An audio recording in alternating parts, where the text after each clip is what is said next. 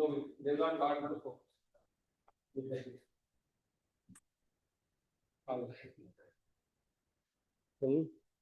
ये स्टूडेंट अपने अभी उत्तराखंड में सिलेक्ट हुए हैं पीसीएस ऑफिसर, ठीक है। Thank you. लैब प्रोग्राम होगा। Congratulations, sir. Congratulations, sir. Thank you everyone. Shashank का मतलब थोड़ा स्ट्रगल ऐसे नहीं है, लंबा भी रहा है, इसने काफी मेहनत की है, अपने आप भी कई चीजें खुद की है इसने, है ना। और फिर ये मेरे साथ कांटेक्ट में भी आया तो कई चीजें स्ट्रीमलाइन हुई, लेकिन बात ये है कि इसने लगातार मेहनत की है और डेविएशन इसके मैं देखता था बहुत कम थे, पर इसने ओवर द टाइम कुछ चीजों को इवॉल्व कर लिया है ना। सुशांत कुछ और बच्चों को बता दे थोड़ा बहुत ऐसे जनरली बस कैसे मेहनत करनी इनको, थोड़ा सा आया तो थोड़ा इनको फायदा हो जाए। Hello everyone, first of all the best आप सबको। आप लोग भी तैयारी में हो, मैं भी वहीं पे बैठा होता था पहले तो सर ने बहुत हेल्प की। जैसे मेंस आंसर राइटिंग में मैंने सर से ही टेस्ट सीरीज ली थी, 1-on-1 मेरे को इंटरेक्शन करने को मिलता था, तो इसलिए फिर मैंने आज चंडीगढ़ आया तो मैंने सोचा पहले सर से मिल के आता हूँ। पहले भी मिठाई लाता था, दूसरा सिलेक्शन। हाँ, मेरा दूसरा सिलेक्शन है, तो अभी मैं रिव्यू ऑफिसर हूँ उत्तराखंड सचिवालय में, तो ये सेकंड सिलेक्शन है और अभी दोबारा भी मेंस दे रखा है वैसे, तो तीसरी बार मिठाई लाएगा। तो लेट्स से आप लोगों से दोबारा मिला हो एंड ऑल द बेस्ट, लगे रहो, हो जाता है एट द एंड। थोड़ा इनको एक ट्रस्ट डेफिसिट रहता है, मतलब इन द सेंस कि जो अपना ये प्रोसेस कर रहे हैं, कई बार लगता है ये भी कर ले वो कर ले, उससे कैसे डेविएशन रोके, मेरे को ये थोड़ा टेंशन है। सर ट्रस्ट डेफिसिट तो वो पेपर ही थोड़ा सा ऐसा है कि रहता ही है, बट आई थिंक जितना सर बोल रहे हैं आप उसको मल्टीपल टाइम रिवाइज कर लो, वो ज़्यादा बेनिफिशियल होगा एज कम्पेयर टू कि ज़्यादा पढ़ने की सोचो, क्योंकि वो रिटेन नहीं कर पाओगे। एक चीज़ 10 बार पढ़ोगे तो वो ज़्यादा रिटेन भी होता है, उसको आप कहीं ना कहीं एडजस्ट कर लोगे, चाहे आंसर राइटिंग हो चाहे कुछ भी हो। बट लेकिन अगर आप ज़्यादा पढ़ोगे तो कुछ याद तो रहेगा नहीं। फिर जब आप प्रैक्टिस करोगे, फॉर एग्जाम्पल आंसर राइटिंग के लिए जब हम करते हैं, लेट्स सपोज आपने कुछ फैक्ट्स हैं, कुछ ही फैक्ट्स याद कर रखे हैं आपने, लेकिन एक बच्चा होगा जिसने 100 फैक्ट याद कर रखे हैं, तो उसको पेपर में फिर वो रिकॉल नहीं कर पाता उसको। तो इसलिए मतलब लिमिटेड चीज़ पढ़ो, ज़्यादा वाइड मत करो चीज़ों को, और लिमिटेड चीज़ें पढ़ो लेकिन मल्टीपल रिविजन्स करो उनकी। वो फिर एक टाइम के बाद प्रोसेस थोड़ा बोरिंग हो जाता है, ऐसा लगता है कि शायद बाकी लोग बहुत ज़्यादा पढ़ रहे हैं, बट लेकिन जब हम मल्टीपल रिविजन करते हैं तो हमारी रिकॉलिंग पावर बढ़ जाती है, तो हमें फिर वो बाकियों के साथ उतना कम्पीट नहीं करना पड़ता। तो इसलिए मैं तो यही बोलूँगा कि मल्टीपल रिवीजन और डिविएशन कम से कम रखो। मतलब अगर आप ये करंट अफेयर पढ़ रहे हो तो इसी को ही पढ़ो, फिर बाकी कोई कुछ भी पढ़ रहा है तो वो इतना मैटर करता नहीं है, हमें लगता हाँ। है कि वो चीज एक चीज एक्स्ट्रा पता चल जाएगी। जिसने कहा अपने सोर्स को अगर आपने मल्टीपल टाइम्स कर लिया उस चीज को, तो वही तुम्हें स्ट्रेंथ देगा, उसी को तुम रिक्रिएट कर पाओगे, उसी के तुम डायग्राम बना पाओगे बार बार। तो लिमिटेड चीजें, बट ज्यादा से ज्यादा बाकी सर जितना गाइड करते हैं that is more than enough. उससे ज्यादा मुझे नहीं लगता कि कुछ करना चाहिए। ऑनलाइन कोई बच्चा कोई पूछना चाह रहा है, हर चीज कुछ ऑनलाइन कोई कुछ की होगी आगे तो ऑनलाइन मिल नहीं पाता है कोई। चलो मिलो हो गया वाला पर कुछ अगर जी मैं आई सर। हाँ बिल्कुल पूछो। हाँ सर, कुछ क्रक्स आप फाइनल एग्जाम्स या थ्रू आउट द ईयर हमें कैसे अपना पेस मेंटेन करना है, बिकॉज फेजेस आते हैं ups and downs. Sometime sir you मतलब बीमार भी होते हैं या घर में फंक्शंस भी, how to keep the pace और किस तरह से सर इन इफेक्ट्स को मिटिगेट करके हमें फाइनल एग्जाम्स में फोकस करना चाहिए। मतलब रेगुलरिटी कैसे बनाए, बीच में मुझे गैप ये लगता है, ये लगता है डाउन हो गया हम लोग। ये मेरी भी सबसे बड़ी प्रॉब्लम मैं थी। बोलने वाला था इस बार में अगली बार गैप आते थे तो हाँ, इसको जिसने सबसे ज्यादा मतलब इस पे काम कर लिया, इसके लिए जो मेरे को अब लेट लेट जो रियलाइज हुआ, जैसे कि हमें लगता है कि बहुत ज्यादा पढ़ना है, बहुत ज्यादा पढ़ना है, बहुत ज्यादा नहीं पढ़ना है, बट लेकिन आपके जो टारगेट्स होने चाहिए ना वो बहुत क्लियर होने चाहिए। मतलब अगर आपको पता है कि इस हफ्ते मुझे ज्योग्राफी एनसीईआरटी +1 फिनिश करनी है, तो वो एक तो टारगेट वैसा सेट करो आप, मतलब बहुत बड़ा टारगेट मत सेट करो छोटे टाइम के लिए, उससे भी बर्नआउट होता है, फिर हम ज्यादा स्ट्रेस में आ जाते हैं कि हम नहीं कर पा रहे, नहीं कर पा रहे, टारगेट अचीव नहीं हो रहा। बट लेकिन अगर आप एक अचीवेबल टारगेट सेट करते हो और उसको फिर जैसे अब जो मैं करता हूँ, क्योंकि अब मैं जॉब में भी हूँ तो थोड़ा सा मुश्किल होता है टाइम मैनेज करना, तो अब मैं टारगेट सिंपल रखता हूँ अपने कि मुझे इस हफ्ते बस यही चीजें पढ़नी है। अगर वो चीजें पहले कवर हो गई तो उसी को ही रिवाइज करना है, नई चीज नहीं पढ़नी है उस वीक। मतलब ऐसा नहीं है कि अगर वो चीज मैंने 4 दिन में पढ़ ली तो 3 दिन अब मैं कुछ नया पढ़ूंगा, मैं नया नहीं पढ़ता, फिर वो 3 बचे हुए 3 दिन उसी को ही रिवाइज करता हूँ, तो उससे क्या होता है कॉन्फिडेंस बढ़ता है। कि हमने अपने लिए जो चीजें सेट की है वो वैसे ही चल रही है। तो अगर आप एक फिक्स वो रखो शेड्यूल अपना कि मतलब टारगेट्स, शॉर्ट टारगेट्स और लॉन्ग टारगेट्स, वो आपके फिक्स होने चाहिए कि इस मंथ मुझे हिस्ट्री और ज्योग्राफी पूरी खत्म करनी है। फिर उसको वीक्स में डिवाइड कर लो आप, और बस उसी पे स्टिक करो। ये मत सोचो कि कोई और मुझसे आगे निकल गया है या वो इतनी ज्यादा रिवीजन कर पा रहा है। तो अगर वो कर लेते हैं तो मेरे हिसाब से फिर लॉन्ग टर्म में हमें इतना इशू नहीं आता है, जो कंसिस्टेंसी का होता है। और बाकी अगर घर पे कोई फंक्शन है तो कुछ फंक्शंस तो अवॉइड भी किए जा सकते हैं वैसे, और जो नहीं किए जा सकते वो आपको पहले से ही पता होता है कि ये तो करना ही करना है अटेंड, तो उसके अकॉर्डिंगली आप अपना शेड्यूल प्रिपेयर करो तो हो जाता है, मतलब इतना भी कुछ नहीं होता। बट लेकिन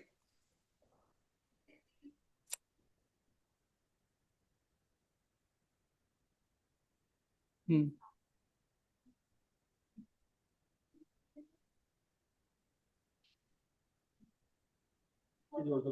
अच्छा।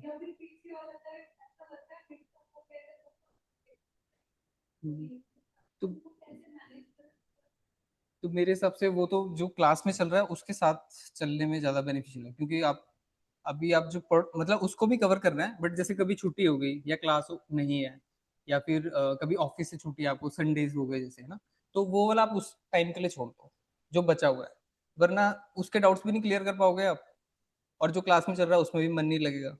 तो उसको मतलब वो डाउट रखो ही मत मन में, मतलब ये रखो कि जो क्लास में चल रहा है वो तो करना ही करना है, और फिर जो बचा हुआ है उसके लिए आप अपने मंथ में देख लो कि मेरे पास मंथ में ये वाले टाइम है, तो उसमें उसको कवर कर लो। मतलब ज्यादा वो नहीं इन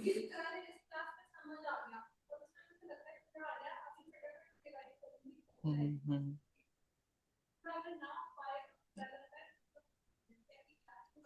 हाँ हाँ हाँ हाँ हाँ।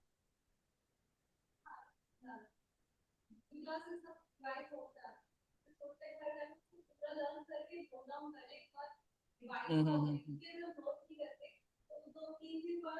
फिर भूलना स्टार्ट हो जाते हैं हम।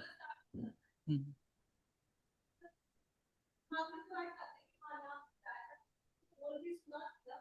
हम्म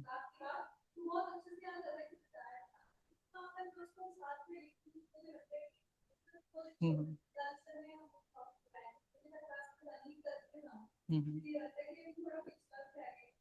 नहीं, उसको तो फिर आप माइंड में रखो ही मत। जो सर करा रहे हैं अभी क्लास में उसको अच्छे से, मतलब यहाँ अच्छे से पढ़ो, रिवाइज अच्छे से करो, और जो मैंने बोला है कि जो चैप्टर्स आपके बच गए हैं वो अब बीच में मत मिक्स करो उसको। मतलब कोई आपको बीच में अगर दिन मिल रहा है, आपको लग रहा है कि हाँ संडे को क्लास नहीं है, तो वो उस दिन पढ़ लो, अगले दिन उसके डाउट्स ले लो अगर आपको कुछ डाउट्स आएंगे उसमें, तो वो ज्यादा बेटर है एज कम्पेयर टू कि बीच में आप, वरना ये भी नहीं हो पाएगा और वो भी नहीं हो पाएगा। एक साल अभी करिए, आपने अभी स्टार्ट हाँ किए ये तैयारी या? एक हफ्ते पहले। अच्छा, एक हफ्ते।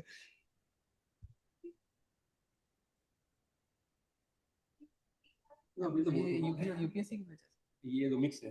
अच्छा mix है। आपका मेन फोकस क्या है, यूपीएससी या एचसीसी? एचसीसी में ऑप्शनल भी है? ना ना नहीं। अच्छा, हट गया, फिर तो हो जाएगा एक साल में, कुछ नहीं है बिल्कुल। हाँ ऑप्शन हाँ। टाइम हो जाता है 6 साल के लिए। आप देखो, अगर आप यूपीएससी के लिए आप सोल्व कर रहे होते तो फिर ऑप्शनल थोड़ा सा ज्यादा टाइम मांगता है। हो जाएगा, हो जाएगा, हो जाएगा। एचसीएस स्टेट पीसीएस का तो हो जाएगा। हाँ, मैंने हरियाणा का भी दिया था वैसे। हरियाणा का भी मेरा पीसीएस, मतलब पीसीएस तो नहीं क्लियर होता, प्रीलिम्स क्लियर होता, मेंस क्लियर नहीं होता उस टाइम। तो अच्छा अच्छा। हाँ, नहीं नहीं, इस बारी तैयारी से देना फिर हो जाएगा।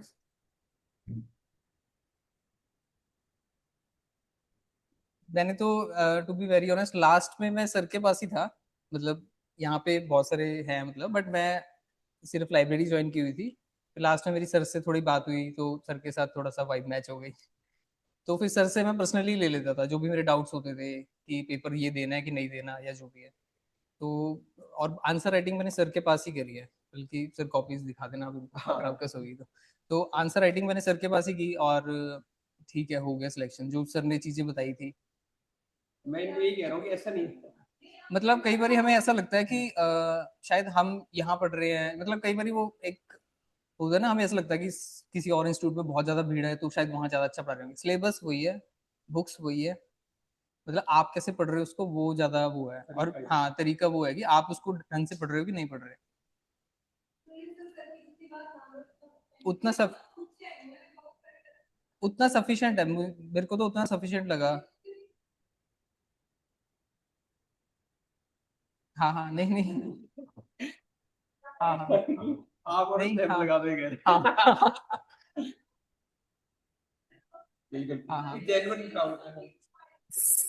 मतलब हर किसी की एक अपनी पर्सनल स्ट्रेटेजी भी हो सकती है। जैसे आप वो जॉब पे हैं तो उनका एक अलग होगा, जो लोग फ्री है जो कॉलेज में है उनका एक अलग स्ट्रेटेजी हो सकती है। स्ट्रेटेजी अलग होगी, बट जितना यहाँ कराया जा रहा है ना वो तो करो ही करो। मतलब बहुत ज्यादा एक्स्ट्रा मत लेना। वो मेरा स्टार्टिंग फेज में जो फेलियर्स हुए वो इसलिए हुए कि मुझे ऐसा लगता था कि ये भी पढ़ लूँ वो भी पढ़ लूँ, मतलब ज्यादा ज्ञान होने से भी पेपर नहीं क्लियर होता, ये मेरा टेक था इस एग्जाम को लेके, यूपीएससी को लेके। बट लिमिटेड चीज ज्यादा बारी पढ़ोगे तो ज्यादा चांसेस है आपके पास हो। तो मेरा तो बस इतना ही है सर। ऑनलाइन है सर कि आपका एवरेज स्टडी आवर्स कितने रहे हैं sir per day average study hours, before before joining this job sir, जब आप इनिशियल स्टेजेस पे थे सर, जो जिसके आउटपुट आई मतलब पढ़ाई में कितना टाइम लगता ऐस, है? पढ़ाई में ऑन एन एवरेज वैसे तो ये थोड़ा सा वैसा है कि डिफर करता है, but on an average 7 to 8 hours तो मैं पढ़ता ही था डेली। मतलब इतना तो पढ़ना ही पढ़ना है। तो नहीं, सर आप एक टॉपिक चुन के उसको पूरा क्लेरिफाई करते थे या आपने डिस्ट्रीब्यूट कर रखा था टाइम? नहीं, मैं टॉपिक वाइज चलता, मैं सब्जेक्ट वाइज चलता था। मतलब मेरी स्ट्रेटजी तो ये रहती थी कि मैं एक टाइम पे एक ही सब्जेक्ट पढ़ पाता था। ठीक है वो डिफरेंट हो सकती है डिफरेंट लोगों के लिए। कई लोग एक ही सब्जेक्ट से बोर हो जाते हैं ना, तो कई लोग एक ही टाइम पे दो सब्जेक्ट भी पढ़ते हैं, उनके भी पेपर क्लियर हुए हैं, मैं ये कह रहा हूँ। तो वो थोड़ा सा पर्सनलाइज्ड होगा आपका कि आपको कौन सी स्ट्रेटेजी ठीक लग रही है। तो मेरे को तो एक ही सब्जेक्ट पढ़ना ठीक लगता था। कोई सब्जेक्ट सर हमें अच्छे लगते हैं जैसे पॉलिटी है, कुछ सब्जेक्ट्स हमें डिफिकल्ट लगते हैं, तो जो हम्म। अच्छे लगते हैं उस पे तो लग गए 7-8 घंटे, जो थोड़ा मुश्किल लगा वहाँ इनिशियली थोड़ा वहां पे फोकस करना ही मुश्किल लगता है, तो what was your strategy in subjects को बैलेंस करने के लिए? इसमें इस मामले में मतलब मैं लकी था थोड़ा सा कि मैं एवरेज था हर सब्जेक्ट में। मतलब ऐसा कुछ नहीं, मेरे को पर्सनली ऐसा कभी नहीं लगा कि मैं इस सब्जेक्ट में बहुत पीछे हूँ, या मैंने सर के पास प्री के भी बहुत सारे टेस्ट दे रखे हैं। तो मतलब मेरे ऑन एन एवरेज उतने ही मार्क्स आते थे हर सब्जेक्ट में। बट अगर आपको कोई सब्जेक्ट बोरिंग लग रहा है तो पहले तो उसका वो देखो कि वो कितना स्कोरिंग है मार्क्स। मतलब अगर वो प्री में है, जैसे कल्चर से हार्डली 2-3 क्वेश्चन आते हैं और कल्चर बहुत बोरिंग भी लगता है, तो आप कर सकते हो कि उसको थोड़ा कम टाइम दे दो। या ऐसा कर सकते हो आपकी पॉलिटी इकोनॉमी और ज्योग्राफी के क्वेश्चन ना गलत हो आपके बेसिक क्वेश्चन, क्योंकि कल्चर से 2 क्वेश्चन आने हैं, पॉलिटी से 15 क्वेश्चन आने हैं। तो आप ये कोशिश करो कि 15 में से एटलीस्ट 12 क्वेश्चन या 13 क्वेश्चन ठीक हो जाए। क्योंकि कल्चर बहुत ज्यादा है पढ़ने के लिए, उसको रिटेन करना भी मुश्किल होता है। फिर मेमोर एकदम से याद भी नहीं आता, और क्वेश्चन वेग भी बनते हैं वहां पे। पॉलिटी में उतने वेग क्वेश्चन मतलब नहीं बनेंगे, बनेंगे तो 3 बनेंगे, बट फिर भी 12 क्वेश्चन डुएबल है। तो वो सब्जेक्ट की आप वो देख सकते हो कि सब्जेक्ट का कितना वेटेज है।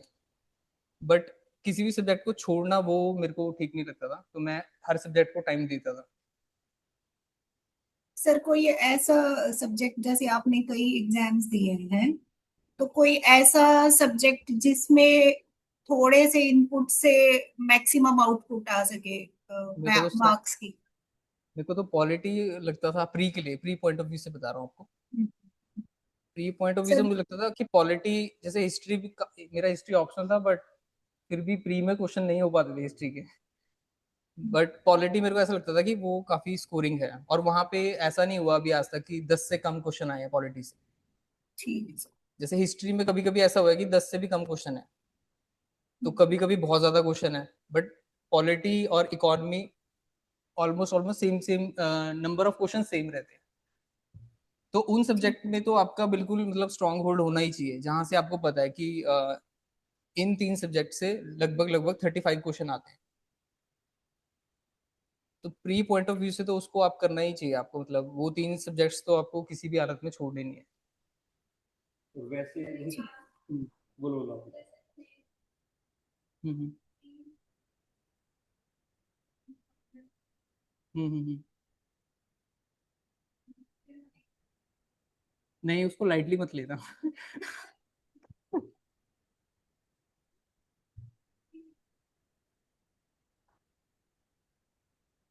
एक्चुअली ये एक मिथ है कि मेंस की तैयारी अलग होती है, प्री की अलग होती है, दोनों सेम ही होती है। अच्छा, आप सिर्फ रीजनिंग की बात कर रहे हैं?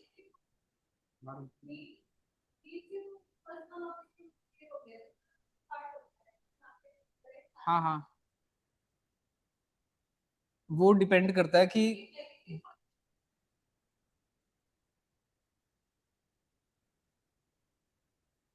वो, मैं अगर बोलूं कि कवर हो जाता है और आपका मैथ बिल्कुल जीरो है, तो वो बेकार चीज होगी बोलना। मतलब आपको खुद देखना होगा कि आप कहाँ स्टैंड करते हो। आप प्रीवियस ईयर पेपर उठाओ 3, उनको करने की कोशिश करो अभी बिना तैयारी के, तो आप देखो आपके कितने मार्क्स बन रहे हैं उसमें। उसके अकॉर्डिंग अगर बहुत कम बन रहे हैं तो मतलब अभी से थोड़ा थोड़ा करना ही पड़ेगा। हाँ हाँ, इसमें सर वो पोर्शन रहता है, क्या हरियाणा में पोर्शन रहता है कि इतने इतने क्वेश्चन आएंगे आएंगे रीजनिंग। कॉम्प्रिहेंशन का मार्क्स है, मैथ और रीजनिंग। फिर वैसे आप कॉम्प्रिहेंशन की जगह रीजनिंग और मैथ्स पे ज्यादा ध्यान दो, मतलब अगर उससे ज्यादा आ रहा है वो। सी सेट 7 सब्जेक्ट सी सेट, मैं वही कह रहा हूँ कि जैसे आप में से कुछ मैथ बैकग्राउंड वाले होंगे, कईयों का मैथ रीजनिंग ठीक होगा, मतलब वो शायद ना भी प्रैक्टिस करें फिर भी क्लियर कर देंगे, मतलब कट ऑफ क्लियर कर देंगे। तो अगर तो वैसा है फिर तो लास्ट के 3 मंथ मोर देन इनफ है। बट किसी, बहुत सारे ऐसे हैं जो, जिनका वीक है थोड़ा सा, मैथ्स वीक होता है, नहीं कंसेप्ट क्लियर होते हैं मतलब, तो उनको तो थोड़ा थोड़ा पढ़ना ही पड़ेगा साथ में। क्योंकि मैं दो दो बार सी सेट में डिस्qualify हो चुका हूँ, इसलिए उसको मैं लाइटली लेने की बात नहीं करता हूँ। हम्म। वो सेम कंडक्टिंग बॉडी सेम है वो, ये भी फर्क होता है। नहीं, HSSC अलग बॉडी है, दोनों में ना SSC अलग वो है और PCS अलग है। तो आप जिस पेपर को टारगेट कर रहे हो उन्हीं के ही एग्जाम उठाओ और उन्हीं को ही सॉल्व करो। वैसे तैयारी वर्थ है क्या? जैसे मान लो आपने 3-4 साल जो भी लगाए अपने, इससे मैंने तो ज्यादा ही लगा दिया। इसके बाद मतलब इन बच्चों को तैयारी करनी चाहिए वो। तैयारी वर्थ तो है, मतलब आप एक बार जब जैसे, क्योंकि मैं ऑलरेडी भी हूँ सर्विस में, तो अंदर जाके, हाँ वैसे अगर आपको बहुत वैसे वो चाहिए कि मतलब गवर्नमेंट जॉब भी होती है, इसको भी बैक ऑफ द माइंड रखना, बट वर्थ इट है। वहां जाके आपको लगता है कि हाँ आप कुछ कंट्रीब्यूट कर रहे हो। या जैसे अभी मैं सचिवालय में हूँ, तो वो पॉलिसी मेकिंग में हमारे पास कुछ आइडियाज होते हैं, तो हम सचिव के साथ डायरेक्ट मीटिंग में होते हैं, तो वहाँ हम रख सकते हैं अपना पॉइंट कि सर ये ऐसा भी हो सकता है। ब्रॉडर लेवल पे इम्पैक्ट तो डालते हो आप लोग ठीक ऐसी है, बात नहीं मतलब वो ऐसा सर हीरोइज्म नहीं होता उसमें कि बाहर नहीं आ रहा कुछ, या हम बाहर आके ऐसे बोले आज तो मैंने ऐसे कर दिया, वैसा नहीं होता कुछ। बट लेकिन एक सेल्फ सेटिस्फेक्शन तो आता है अगर आपके अंदर वो पब्लिक सर्विस का है थोड़ा सा भी, तो वो फील होगा आपको।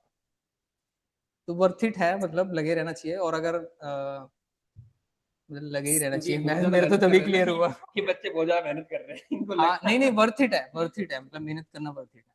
सर जैसा कि आपने कहा कि आपको 3-4 साल लगे प्रिपरेशन में, सर ऐसी कौन सी चीजें हैं जो हमें अवॉइड करनी चाहिए, जैसा कि आपने कहा बहुत ज्यादा पढ़ने की जरूरत नहीं है, तो बहुत ताकि सारे, ये सिलेक्शन का टाइम 3-4 साल से कम होके 1 साल हो जाए।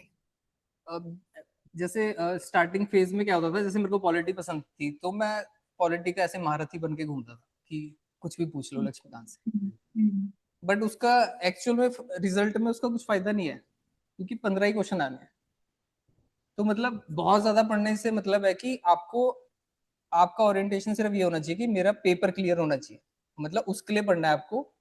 सिर्फ ज्ञान इकट्ठा करना और लोगों में ज्ञान बांटने के लिए मत पढ़ना, फिर कभी नहीं होगा। फिर मैंने जनरली ये देखा है कि अगर हम बहुत ज्यादा वैसे पढ़ने लग जाते हैं ना, कि अब मैं ये सबको बताऊंगा कि मेरे को तो ये भी आता है ये भी आता है, आप बस अपना पेपर का गोल सेट करो। आप, प्रैक्टिकल होना बहुत जरूरी है, तो जल्दी निकलेगा पेपर। मतलब इमोशंस में नहीं बहना कि मुझे तो ये भी आता है वो भी आता है। तो अगर आपको पता है कि 15 क्वेश्चन आते हैं, पार्लियामेंट से क्वेश्चन हर बारी आता है, आप पार्लियामेंट पढ़ ही नहीं रहे। आपको कितने 67 चैप्टर्स हैं लक्ष्मीकांत में, 67 में से आप पार्लियामेंट कम पढ़ रहे हो, बाकी चैप्टर्स का आपको पूरा ज्ञान है। तो आप समझ रहे हो, ज्ञान तो आपको पूरा है, लेकिन वो पेपर में नहीं इस्तेमाल हो रहा, क्योंकि पार्लियामेंट से 4 क्वेश्चन आने थे, वो मिस हो गए आपके। तो आप पढ़ो ऐसा कि पीवाईक्यूज जितने हो, ज्यादा से ज्यादा पीवाईक्यूज को देखो, पैटर्न क्या है उसका क्वेश्चन पूछने का।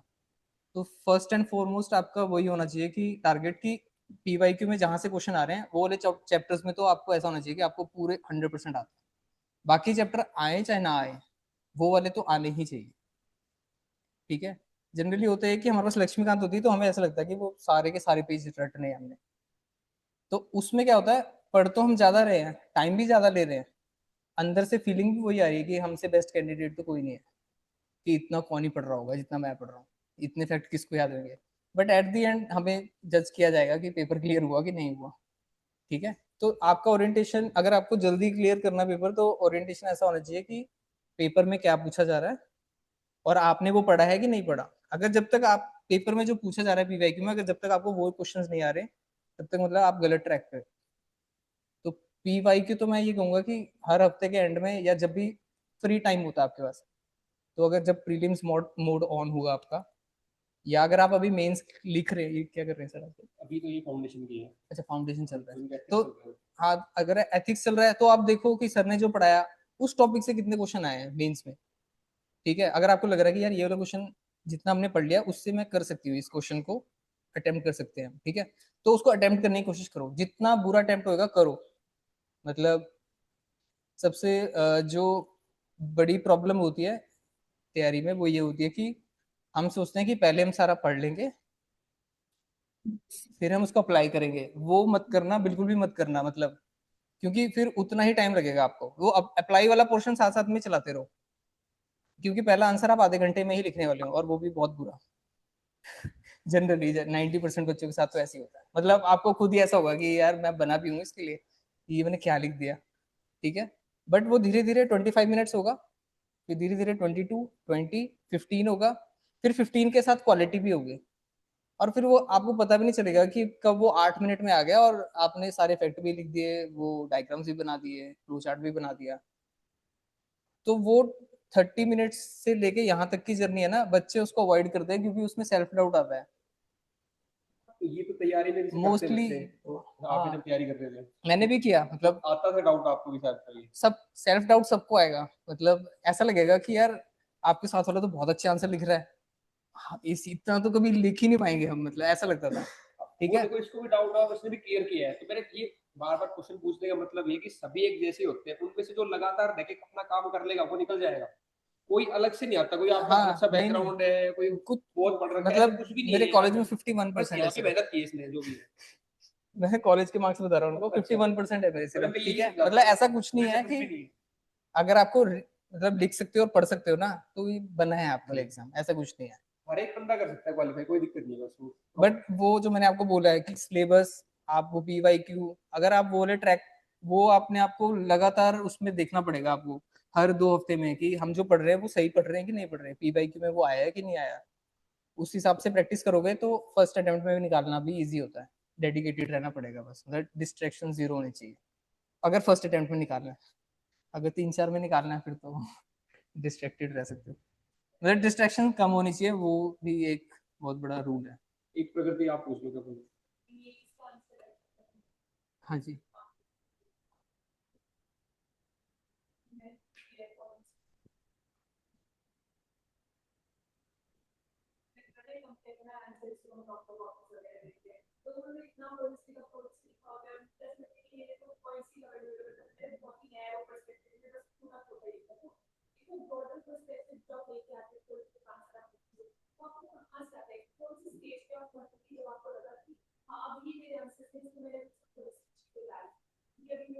वो अभी वो ये डिपेंड करेगा कि आपने पढ़ा कितना है अभी, मतलब एक तो लेट सपोज जो टॉपिक आपने पढ़ लिया है, एक तो उसकी आंसर राइटिंग करना मतलब ज्यादा फायदेमंद है एज कम्पेयर टू जो टॉपिक नहीं पढ़ा। ठीक है, फिर जो टाइम वाला इशू बताया वो सबके साथ होगा, मतलब पहला आंसर आप 25 मिनट्स में ही लिखोगे, मतलब जो, ठीक है, वो होता है, मैंने तो आज तक अपने जितने भी फ्रेंड्स वगैरह हैं उनके साथ भी देखा, तो हर किसी का वही टाइम रहता है, 25 मिनट्स, 20 मिनट्स। ठीक है, बट उससे डिमोरलाइज नहीं होना है, क्योंकि वो जो टॉपर, जिस टॉपर की आप बात कर रहे हो ना, उस टॉपर ने भी अपना पहला आंसर उतने ही मिनट में लिखा है, मतलब अब वो बाद में क्यों बोलेंगे, है ना। बाद में तो हम उनकी वो वाली कॉपीज देख रहे हैं ना जो बिल्कुल रिफाइंड हो गई जब वो, तो वो नॉलेज गेन करने में अभी थोड़ा सा टाइम तो लगेगा, ठीक है। बट इसके लिए मैं बस एक ही सलाह दूंगा कि जो टॉपर्स कॉपी है उनको रीड कर लिया करो एक बारी।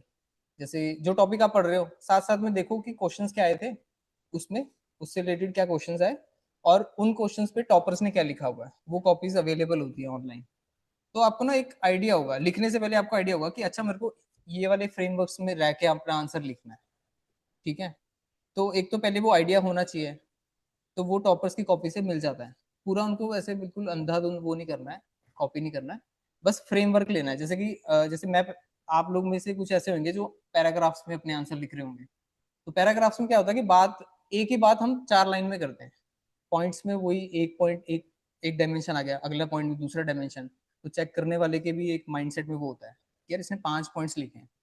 और पैराग्राफ में ना ऐसे थोड़ा सा पढ़ने में भी अजीब सा लगता है जो चेकर होता है मेरे हिसाब से, और उसमें हम ज्यादा डायमेंशन नहीं खोल पाते पैराग्राफ में। तो एक तो ये टेक होता है टॉपर्स कॉपी से हमें कि वो ज्यादातर पॉइंट्स में ही लिखते हैं और डायमेंशन ज्यादा खोलते हैं कि जैसे कोई भी क्वेश्चन है अगर, तो उसका वो सोसाइटल एंगल भी खोल देंगे। जैसे हम साइंस एंड टेक का कोई क्वेश्चन है, ठीक है, मेंस में हम लिख रहे हैं, तो मोस्टली बच्चे वो साइंस इकोनॉमी से जोड़ देंगे, उसको साइंस से जोड़ देंगे कि हमारा इकोनॉमी बढ़ जाएगी इससे, या पॉलिटी से जोड़ देंगे। लेकिन एक बच्चा होगा वो सोसाइटी का भी कोई वुमेन्स वाला एंगल डाल देगा उसको, ठीक है। तो जो चेकर होगा उसके लिए एक डिफरेंशिएटिंग पॉइंट मिल गया, तो वहां पे उसको 1 नंबर वो एक्स्ट्रा फेच कर लेगा वहाँ, ठीक है। बट वो ना विद टाइम आएगा, जैसे जैसे आपका सिलेबस कवर होगा। जैसे अभी आपने साइंस एंड टेक नहीं पढ़ा होगा, ठीक है, मतलब बहुत सारे, जब आप एक बार जब आपका सिलेबस पूरा कवर हो जाएगा ना, तो आपके पास डाटा बहुत सारा होगा, एक किसी भी एक आंसर में लिखने के लिए आपके पास बहुत सारा डाटा होगा। बट लेकिन जैसे पॉलिटी में आप कर सकते हो, पॉलिटी में करंट करंट अफेयर्स अगर आप पढ़ रहे हो, तो वहां से आप एग्जाम्पल्स देखते रहो कि अच्छा ये वाला एग्जाम्पल GS2 के इस पोर्शन में फिट हो सकता है। कोई ट्राइब्यूनल का केस है या कोई वर्डिक्ट आ रही है सुप्रीम कोर्ट की, ठीक है, तो उनको आप लिखते रहो साइड साइड याद करने के लिए, ठीक है। तो मेरे हिसाब से किसी भी एक आंसर पे इंट्रो कंक्लूजन वो तो सर ने बता ही दिया, बहुत इंट्रो होनी चाहिए, कंक्लूजन होनी चाहिए, मेन बॉडी। अब मेन बॉडी में भी क्या होता है कि प्रोज कॉन्स वो लिखते हैं हम, क्या होना चाहिए, या कारण पूछे तो कारण लिख दिए उसके, या फिर अगर कहीं पे डायग्राम फिक्स हो पा रहा है, IR का क्वेश्चन आता है, तो हम वो डायग्राम बना देते हैं छोटा सा, ठीक है। वो हो रहा है तो वो ऐड कर दो उसमें, हल्का सा डिफरेंशिएट करना है अपने आंसर को बस। तो वो विद टाइम आएगा, बट उसके लिए उस टाइम का वेट नहीं करना है कि जब परफेक्शन हो जाएगी तब एक परफेक्ट आंसर लिखेंगे, वो कभी नहीं आएगा। वो साइकिल 25 मिनट से ही शुरू होगा। तो जितना जल्दी स्टार्ट करेगा वो उतना ज्यादा सीखेगा, जो जितना लेट स्टार्ट करेगा उतना वो भूलता भी जाएगा जो पढ़ा है उसने, ठीक है। तो आंसर राइटिंग तो मस्ट है, वो तो करनी ही करनी है, मतलब जितना बुरा लिख सकते हो लिखो, लेकिन पूरा सिलेबस खत्म होने के बाद लिखोगे फिर और ज्यादा मतलब डिमोरलाइज हो जाओगे कि अब तो हमें सब कुछ आता है फिर भी नहीं लिख पा रहे हैं। तो वो साथ साथ में चलाओ आंसर राइटिंग, मैं तो यही सजेस्ट ये करूंगा। बिल्कुल ठीक है, साथ साथ ही करना चाहिए। बाकी और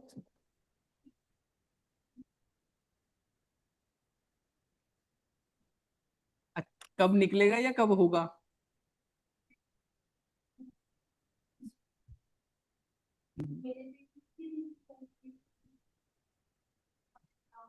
तो उनको बताओ आपकी साल में एक ही बार ही होता है वो तो, बाकी कि ये, हाँ हाँ हाँ, उस बाकी एग्जाम समझ से गया। दो तो एग्जाम दे दो, मल्टीपल एग्जाम, कब आएगा हाँ अच्छा, एग्जाम? वो तो आपको देखो, वो तो आपको हैंडल करना पड़ेगा, मतलब मेरे हिसाब से पेरेंट्स को वो रहता है थोड़ा सा ना कि हमारा बच्चा एक्स्ट्राऑर्डिनरी है तो तो वो पहले अटेम्प्ट में निकाल देगा, तो जल्दी जल्दी क्यों नहीं हो रहे पेपर। तो आपके पेरेंट्स को भी होगा, मेरे पेरेंट्स को भी था। तो उनका माइंडसेट देखो एकदम से तो चेंज नहीं होगा, आपको कम्युनिकेट करना पड़ेगा उनके साथ, उनको बताना पड़ेगा कि पढ़ाई इतनी आसान भी नहीं है, मतलब इतने एफर्ट लग रहे हैं, बट वो एफर्ट ना आई थिंक उनको अपने आप दिख जाते हैं। मतलब जब आप पढ़ रहे हो, सुबह उठ रहे हो, वो देख रहे हैं अरे ये तो पढ़ रही है यहाँ पे, ठीक, मतलब उनको लगना चाहिए कि हाँ हमारा जो बच्चा है वो पढ़ रहा है भाई, फिर वो ये सारे क्वेश्चन धीरे धीरे अपने आप खत्म हो जाएंगे। मैं मतलब बाकी वो तो एग्जाम पे फोकस करेंगे वो जो हाँ ट्रिपल एससी वाले हाँ आते हैं ना उस सर। पे फोकस करेंगे साथ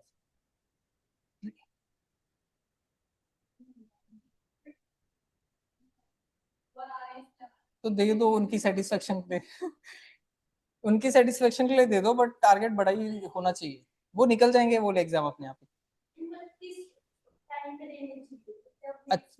मतलब इनका अच्छा, पूरा कंप्लीट कोर्स करने के बाद दे रहे हैं या फिर बीच एग्जाम में देने में तो क्या ही जाता है, कौन सा एलिजिबिलिटी वो है कि आपका सिलेबस। नहीं हुआ क्लियर वो तो वही उसकी आदत डालनी पड़ेगी अब उसकी तो आदत डालनी पड़ेगी थोड़ा सा मतलब ऐसा मेरे, देखो आप सबसे पहले मेरे हिसाब से तो जैसे मेरे को पता था कि मैं निकाल लूंगा, आज थोड़ा लेट हो जाएगा कोई बात नहीं, मैं निकाल लूंगा पर ठीक है। बट अगर हम पेरेंट्स के उससे व्यूज से बहुत ज्यादा डिमोरलाइज हो रहे हैं, तो अगर वैसे हो रहे हो तो वो नहीं पहले उसकी आदत डालनी है, फिर तो हो जाएगा।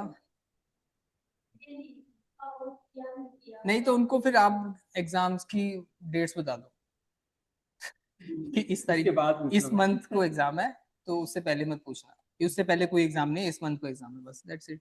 फिर तो समझ जाएंगे शायद। सर सर मेंस में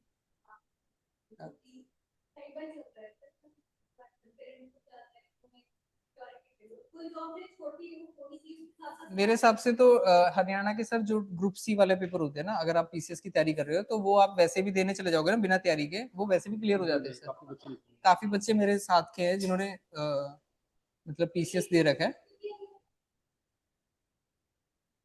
हम्म।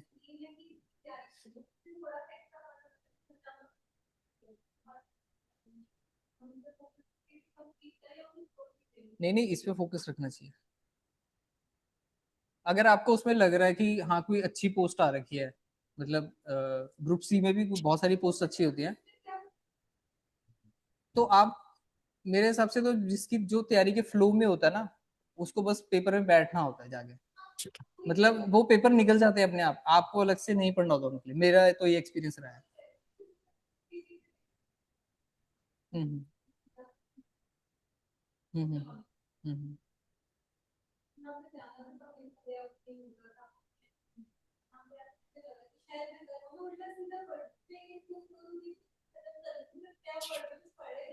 हम्म।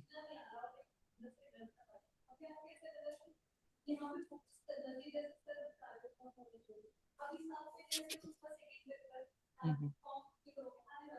तो उसको दे दो आप, क्या जा रहा है उसमें। अच्छा, उसका सेकंड मेंस टाइप का होगा ना कुछ, तो देने में क्या जा रहा है, दे दो आप, मत करो तैयारी। अगर आपका गोल पीसीएस बनना है तो तैयारी मत करो, आप उसको पर दे के आ जाना, अगर आपने प्री निकाला हुआ है अगर तो हो देने जाए में क्या जा रहा है। देखो निकालने वाले जॉब के साथ भी निकाल दे रहे हैं, तो हाँ हाँ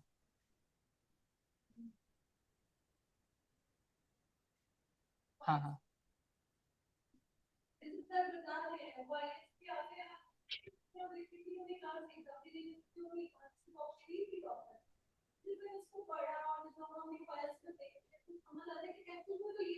हम्म।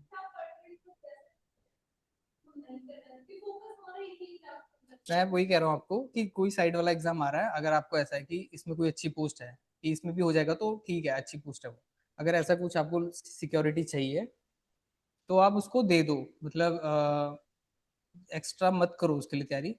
बट अगर आप पीसीएस की तैयारी ढंग से कर रहे हो तो स्टेट का कोई भी एग्जाम ऐसा नहीं है जो नहीं निकल सकता, मैं तो यही बोलूंगा।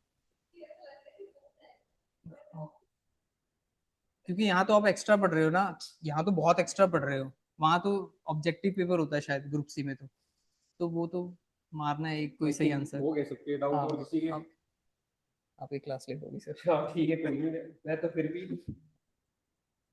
ठीक है sir, that's it, all the best. एक बार तक मैं वो देखो देखते थैंक कल तो यू मैं sir and many many congratulations. Thank you मेरी तरफ से शशांक नहीं नहीं नहीं सर, थैंक यू। शशांक के लिए मैं यही कहूंगा भाई ठीक है टॉपर्स होते हैं बच्चे आते हैं अब ऐसा नहीं है जैसे कल बच्चे कल कह रहे थे मैं 30 क्लास में पढ़ा रहा था ना कल कुछ कि सर कोचिंग इंस्टीट्यूट में भी थोड़ा चलता है ना वो पर अपना सिस्टम ऐसा है नहीं ये अपने टॉपर ही है और अपने आप ही आते हैं ऐसा कुछ भी नहीं है हाँ, मैं भी आया। ठीक है, लेकिन मैं अगेन मेरे को अच्छा इससे लगता है भाई ठीक है सुशांक ने मेहनत की है, और ये वैसे नहीं है बच्चा कि भाई एकदम से। वीडियोस दिखा देना आप जब वहां बैठे होते तो हाँ वो सब बातें, और एक लगातार मेहनत करना, फिर खुद अपने आप से आना टॉपर बन के, तो हमें भी अच्छा लगता है। और इसको अब यही आया यहाँ पे, इन्होंने आप लोगों को बताई, आप लोग मोटिवेटेड हुए, मुझे और अच्छा लग रहा है कि यार अपना बच्चा सिलेक्ट हो रहा है और एडमायर कर रहा है, तो हमें मोटिवेशन मिलता है चीजें। हालांकि मेरा तो सेल्फ मोटिवेशन वैसे ही रहता है, कोई दिक्कत नहीं, लेकिन जब ऐसे बच्चे और सिलेक्ट होते हैं, लगातार करते हैं और एडमायर करते हैं, तो हमें भी अच्छा लगता है करने में, और इनको भी रहता है बुरा। तो अगेन जो एक एटीट्यूड हो रहा है, अगर जो मार्केट फैल रहा है सब चीजें, वो सब अलग चल रहा है, और जो मेहनत करता है वो अलग ही दिखती है सारी चीजें, उसमें कोई वो दिक्कत नहीं है। और जो ये सुशांक ने बताया लगातार कि भाई वही है, ये कितनी गलतियां कर करके जो सीखे सीखे है, टॉप पर हमेशा उनमें कुछ ना कुछ चीज अलग मिलती मिलती है, वो करते हैं उस चीज को, हमें उससे वो चीज लेके अपनी स्ट्रेटेजी बना के उस पर काम करना होता है। ठीक है, once again thank you Sushank. Okay, एक minute. Okay, all the best.